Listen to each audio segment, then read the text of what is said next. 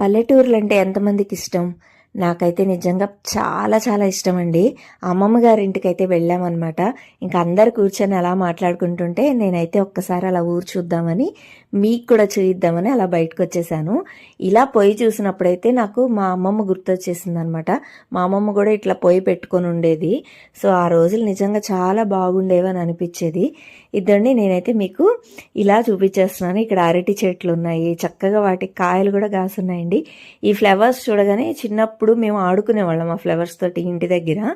So, అవైతే గుర్తొచ్చాయన్నమాట చూడగానే. మీకు ముగ్గులు కూడా చూపిస్తాను. మేము వెళ్ళేసరికి ఈవినింగ్ అయిపోయింది కాబట్టి ఆల్మోస్ట్ అందరూ ఇక మొత్తం ఊడ్చేస్తూ ఉండారనమాట. బోక్కుండా అయితే తీయరు కదా వెంటనే. సో, అదైతే అలా ఉంది. ఇక వచ్చేటప్పుడు గోరింటాకైతే కోసుకొని వచ్చాము. ఇక ఇంటికి వచ్చిన తర్వాత చూసారా స్వీట్కి కూడా పెట్టేశాను. గోరింటాకైతే ఎలా పండింది ఏంటి అనేది కూడా మీకు చూపించడానికి వచ్చేస్తుంది చూడండి. బాగుంది కదా.